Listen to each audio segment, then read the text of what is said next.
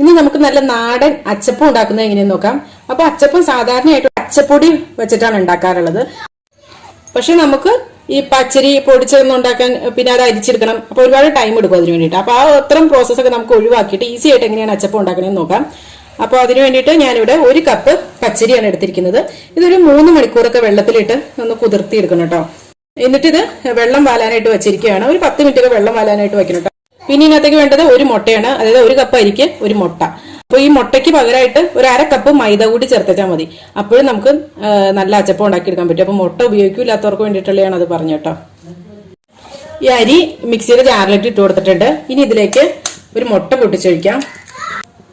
പിന്നെ ഒരു 5 table spoon പഞ്ചസാര ചേർത്ത് കൊടുക്കുന്നുണ്ട് കേട്ടോ. പഞ്ചസാര നമുക്ക് ഇനി മധുരം കുറവാണെങ്കിൽ പിന്നീട് ചേർക്കാം. ഇപ്പൊ 5 ടേബിൾ സ്പൂൺ ചേർത്തിട്ടുണ്ട്. പിന്നെ ഒരു 1/2 കപ്പ് തേങ്ങാപ്പാൽ ഇപ്പൊ ചേർക്കണുണ്ട്. ഇനി വേണമെങ്കിൽ പിന്നീട് ചേർക്കാം. പിന്നെ ഒരു നുള്ള് ഉപ്പും കൂടെ ചേർത്ത് കൊടുക്കാം. അപ്പൊ ഇനി ജാർ അടച്ചു വെച്ച് നമുക്കൊന്ന് നന്നായിട്ടൊന്ന് അരച്ചെടുക്കണം. അപ്പൊ ഇത് അരച്ചെടുത്തിട്ടുണ്ട്. അപ്പൊ ഞാൻ ഇതിനകത്തേക്ക് 1 ടേബിൾ സ്പൂൺ പഞ്ചസാര കൂടി ചേർത്ത് കൊടുക്കാം. അതുപോലെ ഇതിനകത്ത് കുറച്ച് വെള്ളം കൂടുതലായെന്ന് തോന്നുവാണെങ്കിൽ ഒരു 1-2 ടേബിൾ സ്പൂൺ മൈദ കൂടി ചേർത്താൽ മതി. അപ്പൊ കറക്റ്റ് വെള്ളത്തിന്റെ അളവും ഒരു കൺസിസ്റ്റൻസി കറക്റ്റ് ആയിക്കോളും. അപ്പൊ ഇതിനകത്തേക്ക് 1 ടീസ്പൂൺ എള്ള് ചേർത്ത് കൊടുക്കാം. പിന്നെ ഒരു 1/4 ടീസ്പൂൺ ജീരകം കൂടി ചേർക്കാം. നല്ല ജീരകം ആണ് ചേർക്കുന്നത്. എന്നിട്ട് നന്നായിട്ടൊന്ന് മിക്സ് ചെയ്ത് കൊടുക്കാം. അപ്പോൾ ഇത്രയേ ഉള്ളൂ. നമ്മുടെ ബാറ്റർ റെഡി ആയിട്ടുണ്ട്. അപ്പോൾ നമുക്ക് അച്ചപ്പം ഉണ്ടാക്കാനായിട്ട് ഇതുപോലത്തെ ഒരു അച്ച ആവശ്യമായിട്ടുണ്ട്.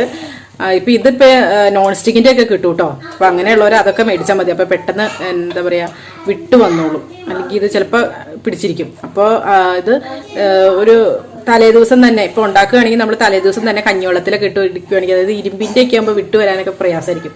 അപ്പോൾ കഞ്ഞിവെള്ളത്തിലിട്ട് വെക്കുക. അന്നേരം പെട്ടെന്ന് തന്നെ എഴുന്നു പോരുക. അങ്ങനെയല്ലേ പറഞ്ഞത്, എഴുന്നു പോരുന്നതാണ്.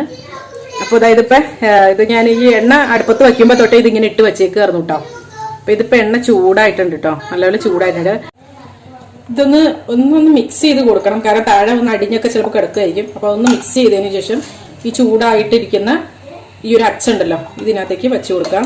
പകുതി കണ്ട് മുക്കാൻ പോകുള്ളൂ. ഇപ്പൊ പിടിച്ചിട്ടുണ്ട്. ഇതിനകത്തേക്ക് ഇട്ട് കൊടുക്കാം. ഒരു 30 സെക്കൻഡ് ഒന്ന് വെയിറ്റ് ചെയ്യുക. എന്നിട്ട് ഇതൊന്നും കൂടെ ഇടിപ്പിച്ചെടുക്കാം.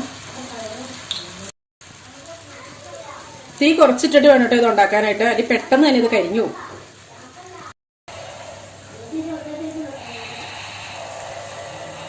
അപ്പൊ ഇതിപ്പോ കാണുമ്പോൾ നമ്മളോർക്കും ഇതെന്താ ഇതിങ്ങനെ നല്ല ക്രിസ്പി അല്ലല്ലോ എന്ന് ഓർക്കും. പക്ഷെ ഇത് നമ്മുടെ എണ്ണയിൽ നിന്നും മാറ്റി നമ്മള് സ്ട്രെയിനറിലായിട്ട് വെച്ച് കഴിഞ്ഞില്ലേ, അപ്പോഴാണ് നല്ല ക്രിസ്പി ആയിട്ട് വന്നത്.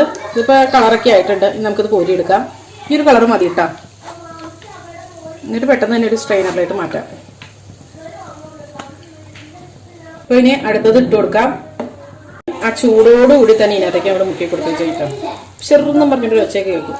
എന്നിട്ട് ഒരു പകുതി ഒരു 1/4 ഭാഗം നിറച്ചാൽ മതി, മുട്ടിച്ചാൽ മതി. എന്നിട്ട് ഇതിനകത്തേക്ക് വെച്ച് കൊടുക്കാം. എന്നിട്ട് ഒരു 30 സെക്കൻഡ് ഇങ്ങനെ വെയിറ്റ് ചെയ്യണം.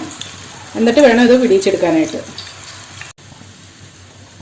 അപ്പൊ ഇനി അടുത്തത് എടുക്കാൻ നേരത്ത് ഇതുപോലെ തന്നെ കുറച്ച് സമയം ഒന്ന് ഈ ചൂടുള്ള എണ്ണയിൽ ഈ നമ്മുടെ അച്ച് ഒന്ന് മുക്കി വെച്ചതിന് ശേഷം വേണ്ടിട്ട് എടുക്കാനായിട്ട്.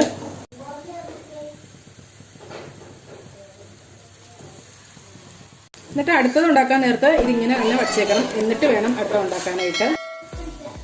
ആ ചൂടോടുകൂടി ഉണ്ടാക്കിയില്ലെങ്കിൽ, ചൂടോടുകൂടി ഇതിനകത്തേക്ക് മുക്കിയില്ലെങ്കിൽ ഇത് പിടിക്കില്ല. അപ്പൊ അവിടെ ഇവിടേക്ക് ആയിട്ട് പിടിക്കും.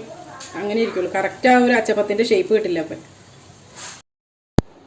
അപ്പോൾ എല്ലാതും ഇതുപോലെ തന്നെ ഉണ്ടാക്കിയെടുക്കാം.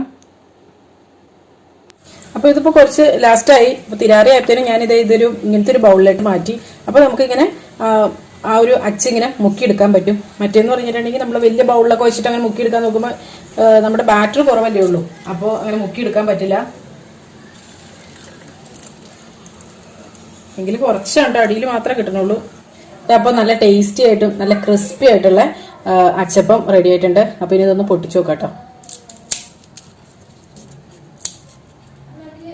കണ്ടോ നല്ല ക്രിസ്പിയിലേ നോക്കി.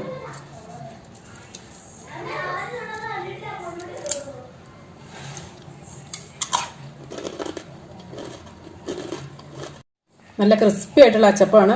അപ്പോൾ ഇത് കുറച്ച് ദിവസം നമുക്ക് സ്റ്റോർ ചെയ്ത് വെക്കാൻ പറ്റും. ഒരു എയർ ടൈറ്റ് കണ്ടെയ്നറിലാക്കി സൂക്ഷിച്ച് വെച്ചാൽ മതി. അപ്പോൾ വീഡിയോ ഇഷ്ടമായിട്ടുണ്ടെങ്കിൽ ലൈക്ക് ചെയ്യാനും ഷെയർ ചെയ്യാനും കമൻറ്റ് ചെയ്യാനും മറക്കല്ല. അപ്പോൾ നിങ്ങളുടെ അഭിപ്രായങ്ങളും നിർദ്ദേശങ്ങളും ഒക്കെ കമൻസിലൂടെ അറിയിക്കുക. അപ്പോൾ നല്ലൊരു റെസിപ്പിയുമായി വീണ്ടും കാണാം. എല്ലാവർക്കും നല്ലൊരു ദിവസം ആശംസിക്കുന്നു. Thank you for watching Aisha's creations.